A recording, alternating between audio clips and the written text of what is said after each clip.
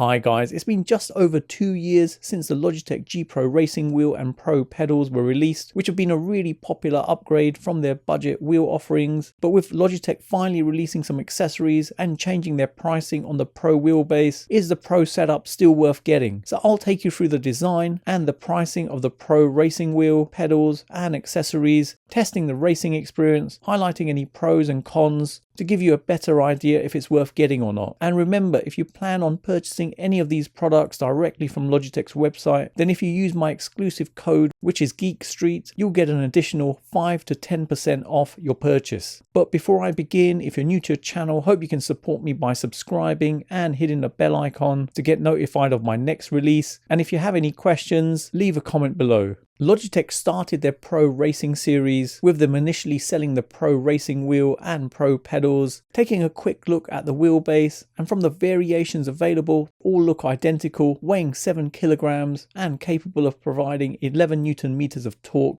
and it has a maximum rotation of 1080 degrees. It's a direct drive wheelbase, meaning it contains a motor to provide feedback directly to the user, with it featuring True Force, which works with the dynamics of the car to give a more realistic racing experience. The outer shell is made entirely of strong plastic, with Logitech going for a non-traditional design over the majority of direct drive wheelbases out there, which have a boxy or rectangular design with an aluminium metal outer shell. At the front of the wheelbase, you have the connection point for the wheel, which has a quick release mechanism. On top of the wheelbase, you have some LEDs for the rev counter and a small display with a button next to it to allow you to view the menu and to make changes directly to the wheelbase without using the Logitech G Hub software. And below that, you have an on-off button. Over to the Pro pedals, where the pedals and the main plate holding the pedals is made of strong plastic. There's 3 pedals, so an accelerator, brake and clutch, constructed of metal with a solid build quality.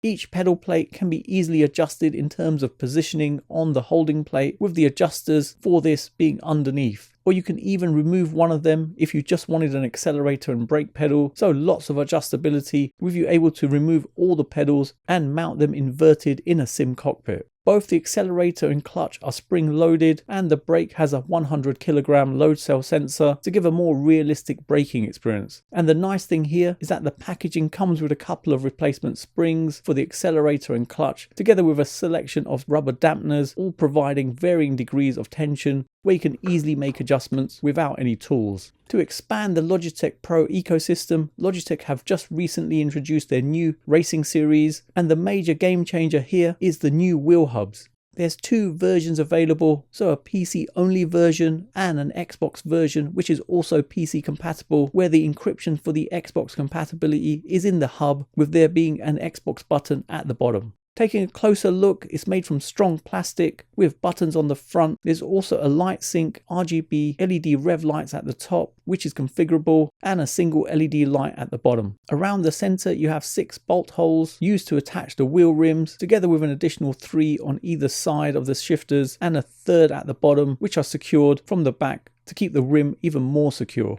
Coming around the back, you have your gear shifters, but these wheels don't have the dual clutch paddles, which do come with the original Pro Racing steering wheel, which is a bit of a shame. They're adjustable, so you can adjust them by 12mm to suit different wheel sizes, or you can also completely remove them by removing the screws and pulling the shifters away. You also have an integrated quick release system for attaching it to the Pro wheelbase, but it would have been nice if the buttons were illuminated, together with them being customizable in the Logitech G Hub app. Logitech have also introduced 2 wheel rims that can be attached to the wheel hub. First up is the RS round wheel. It measures 11.4 inches in diameter with a low carbon aluminium wheel rim and a silicone leather stitched all the way round, with a white colored center marker at the top and the G logo in the middle. The build quality feels good, with the edges nicely molded round the aluminium spokes, with the silicone leather stitched together on the inner part of the rim. There's no indents on the wheel, as it's smooth all the way round, making it perfect for rallying or drifting. Then we have the RS track wheel rim. It's an open wheel style shape which measures 11.4 inches in diameter too, with a low carbon aluminium wheel rim and a TPE texture material around the handles, which isn't too smooth or grippy and has a nice micro dimpled dot pattern on it, which is breathable. The build quality feels good with the edges nicely molded around the aluminium spokes. Next we have the RS-QR adapter, which was also introduced with this range to give you more customization and flexibility with your sim racing options, as it supports almost any aftermarket steering wheel that are 70mm or 50.8mm front mounting and 70mm rear mounting.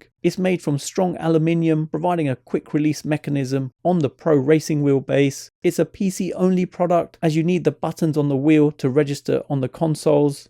And finally, the icing on the cake is the RS shifter and handbrake, encased in strong plastic. At the top you have two holes where the handle would be screwed in. Use the top one if you're planning to use it as a handbrake, and the bottom one with the blue rim around it if you wanted to use it as a sequential shifter, where you'd push the handle up or down to change gears, which gives a clicky sound, but you can't use it as a shifter and handbrake at the same time. It's one or the other. Looking at the handle, it's adjustable, where you can unscrew the knob to increase the height of it from 18.5 centimeters to 23.5 centimeters. On the front, you have a toggle switch to change the modes from sequential to handbrake mode. The one on the left is the sequential mode. The middle is the digital handbrake mode, which is necessary as some games, especially on PlayStation, don't support the handbrake, and this actuates the circle button on the wheel. On the right is the handbrake axis mode, giving you a proportional response of the handbrake lever. Now, in terms of your purchasing options, things have changed a little for the Pro Racing wheel ecosystem. They still have 3 offerings available, where the wheelbase is bundled with a wheel, so you can get the Xbox and PC version or PlayStation and PC version for just under $1,000, or you can go for the PC only version, which is under $800. But with the introduction of the new Racing Series accessories, you've now got the ability to mix and match to build a more custom setup depending on the platforms you want to game on. So now you have the option of buying the wheelbase standalone, with there being 2 variations of the Logitech G Pro DD11 wheelbase. So a PC version costing $600 and a PlayStation version costing $700. With the PlayStation version also being PC compatible. Now, the reason for just 2 offerings is that the encryption chip for compatibility on a PlayStation is in the wheelbase, but on an Xbox the encryption chip for compatibility is in the wheel, and this is really important to know about, as your choice of wheelbase will dictate the platform you're going to game on. So if you mainly play on a PS5 and want just one main setup that has flexibility for different racing wheels, then getting the PlayStation Pro base with the PC RS wheel hub and round wheel with the Pro Racing pedals will be around $1,250. Or if you want a GT style wheel for Formula racing games and only play on a PC, then getting the PC Pro base with the PC wheel hub, the track wheel and the Pro pedals will be around $1,150.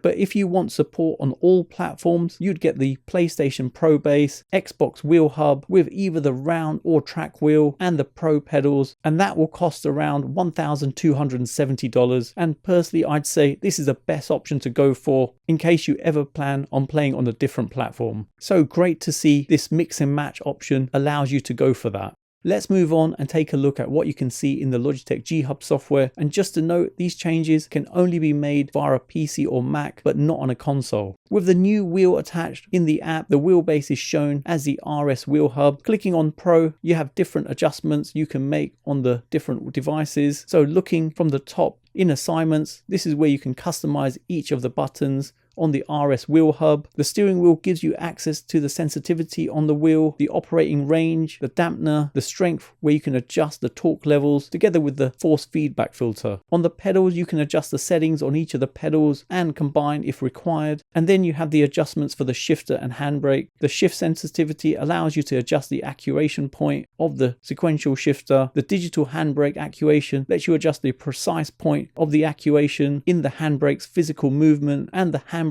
sensitivity lets you adjust the handbrake axis. The light sync option lets you customize the LEDs on the top of the RS wheel hub and customize the LEDs to your own custom colors, effects, and brightness. A slight bug I found was that if you own 2 RS shifters and handbrakes and you plug them both into the wheel hub so that you can use one as a shifter and the other as a handbrake, The G Hub software would only show one of them, so if you wanted to individually configure them, you'd either have to plug them in one at a time into the wheel hub or plug them both into a PC, but functionality wise this didn't affect gameplay. It would have been nice if Logitech had a mobile app allowing you to connect to the wheelbase and make changes on the fly, but I can see why they haven't done this, as you can make changes directly from the wheelbase. But personally, I think it would have been a nice option to have via an app.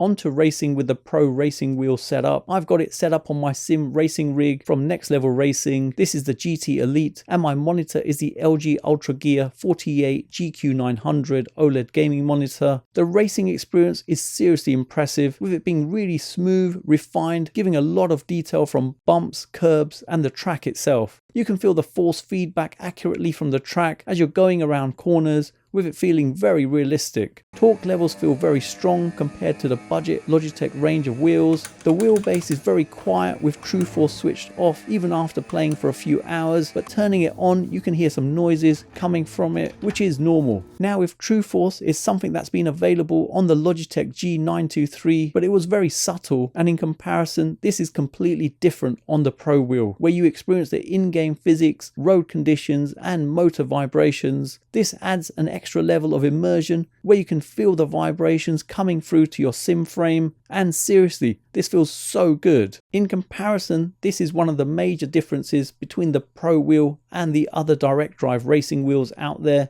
When you've spent some time racing with True Force on and then flip over to a direct drive wheel without True Force, it actually feels very strange, with it feeling empty in a way. So seriously, it's a game changer. The intensity of True Force is controllable via the wheelbase or the G Hub software, but worth noting is only supported on certain games and platforms, and you can get details on this from Logitech's website. Moving on to racing with the different wheels, and they all feel incredible, with an excellent level of comfort when driving, with all the controls on the wheel being at easy reach. The paddle shifters have an excellent feel to them, but I do feel that both the round and track wheel feel slightly small and could have benefited with being a little bit larger, but I wouldn't say this is a deal breaker in any way. I like the addition of having a rev counter on the new wheel hubs, and the LED rev lights on the wheelbase get disabled when you're using it. Colors on this look really good, and going into settings on the wheelbase you can adjust brightness and switch between different modes of operation. The pedals feel good and precise underfoot with no flex on them. The clutch feels good when using it, and the brake pedal with the 100 kilogram load cell sensor works really well and feels more precise than the previous range of pedals from Logitech. Feeling solid and rigid, giving a realistic braking experience. The accelerator feels smooth and retracts back really well when transitioning to the brake pedal.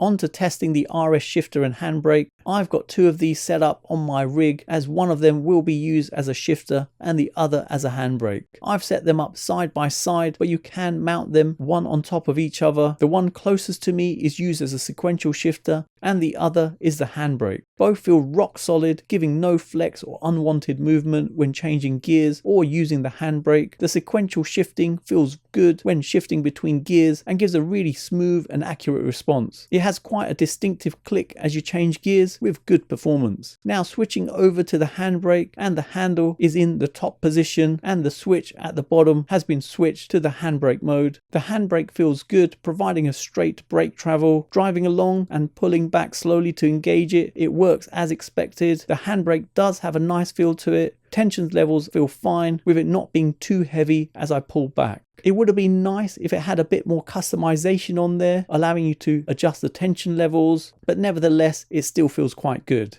Overall, the racing experience feels awesome, and it's the perfect upgrade if you wanted to move on from the entry-level G29, G920 or the G923. So in summary, is the Logitech G Pro Racing ecosystem worth it 2 years on from its initial release? Well, they've finally introduced new wheel rims, wheel hubs, a QR adapter, so you could use it with third-party wheel rims, and there's now a shifter and handbrake option. You're able to build a custom setup where you can get support across all platforms. They've made their pricing much more competitive, making the Logitech G Pro Racing series a real contender to the leading sim racing brands out there. Logitech's Pro offering is more of a plug and play setup where you can't tweak settings like you can on a more granular level like with Moza or Fanatec. Plus the ecosystem isn't as large as its competitors, but they're definitely heading in the right direction, and it would be great if in the future they introduce a H-pattern shifter and maybe even a cheaper direct drive alternative to the DD11. So for me, 2 years on, it's definitely worth it. So there you have it. You've come to the end of another video, and I hope it's helped anyone thinking of purchasing this. Details of all the items I've mentioned today are in the description below, including purchasing links. And if you're purchasing directly from Logitech's website, you can use my discount code, which is Geek Street, and you'll get a further discount on any of their